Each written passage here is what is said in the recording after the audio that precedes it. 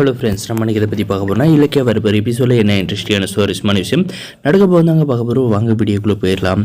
எப்படியோ ஒரு வழியாக பார்த்தீங்கன்னா நம்ம இலக்கிய கண்டுபிடிச்சி இந்த சிந்தாமணியும் அஞ்சலியும் செய்ய வேண்டிய தப்பை தடுத்து நிறுத்திட்டு அப்புறம் பார்த்தீங்கன்னா ஃபைனலாக வார்னிங் கொடுக்குறாங்க.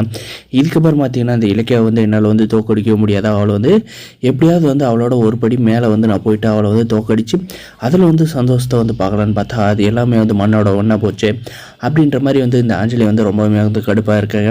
நம்ம சிந்தாமணி பார்த்தீங்கன்னா அந்த நேரத்தில் பார்த்தீங்கன்னா எதுக்காக நீ ஃபீல் பண்ணுற, நீ எப்பயுமே சிங்கம் மாதிரி அவளை பார்த்து கர்ச்சிக்கணும், அவளோட ஒரு படி மேலே போகணுன்னு தான் இந்த அம்மாவோட ஆசை, நீ கண்டிப்பாக அதை செய்வேன் அப்படின்ற மாதிரி சொல்கிறாங்க. அது எனக்கும் தெரியுதுமா, ஆனால் அது என்னால் முடியுமான்னு தெரியல, 10 பைசா கையில் இல்லாத அவளை என்னால் எதிர்க்கவும் முடியாது அப்படின்ற மாதிரி சொல்கிறாங்க. அதுக்கு பார்த்தீங்கன்னா நம்முடைய சிந்தாமணி பார்த்தீங்கன்னா நீ எதுக்கும் கவலைப்படாத, இந்த வீட்டோட டாக்குமெண்ட் நம்ம வீட்டில் தானே இருக்குது, அந்த 10 லட்ச ரூபாய் எடுத்தா தான் நான் உங்களுக்கு தெரியும், வீட்டு டாக்குமெண்ட் எடுத்துகிட்டு போயிட்டு நம்ம அடகு கடையில் அடகு வச்சுட்டு அதை வச்சு நம்ம பணம் திரட்டுடலாம் அப்படின்ற மாதிரி ஐடியா தராங்க. இந்த அஞ்சலியும் பார்த்திங்கன்னா சூப்பர்மா, என்ன மாதிரி உனக்கு பிரெயின் வேலை செய்யுது, இதை மட்டும் நம்ம செஞ்சுட்டோம்னா அந்த அமௌண்ட்டு மட்டும் நம்மக்கிட்ட வந்துருச்சுன்னா நம்ம எப்படியாவது அந்த இலக்கிய எப்படி தோற்கடிக்கிறது, அவளை அடித்து வெளியே அந்த வீட்டிலேருந்து வெளியே துரத்திட்டு மறுபடியும் மாதம் நான் கார்த்திக் கூட சேர்ந்து வாழ்கிறதுக்காக ரொம்ப நல்ல ஐடியாவாக இருக்குது அப்படின்னு சொல்லிட்டு அந்த பத்திரத்தை எடுத்துகிட்டு போயிட்டு அடகு கட்டில் வைக்க போகிறாங்க. இது நம்ம இலக்கியாவுக்கு தெரியாதே நடக்க போகுதுங்க.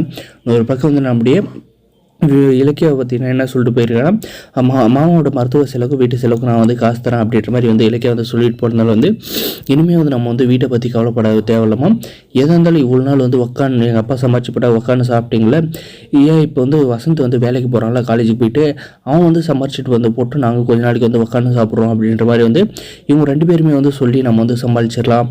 ஆனால் நம்ம வெளியில் ஆடம்பரமாகவும் வீட்டுக்குள்ளே நம்ம சிம்பிளாகவும் இருக்கணும். அப்போ தான் அந்த லட்சுமி வசந்துக்கு டவுட் வராது. இல்லைனா கொஞ்சம் டவுட் வந்துச்சுன்னா கூட நீ அந்த இலக்கியாவுக்கு கால் பண்ணி சொல்லி நம்மளை தரமட்டமாக ஆக்கிடுவாங்க.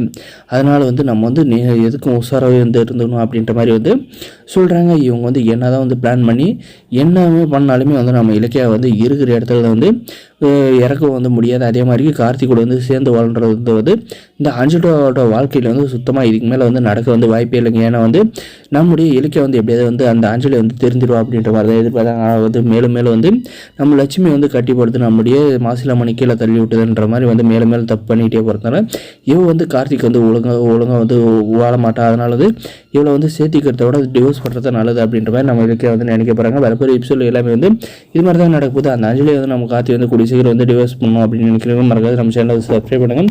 பிடிச்சி ஸ்கிப் பண்ணாது தராங்க. தேங்க்ஸ் ஃபார் வாட்சிங்.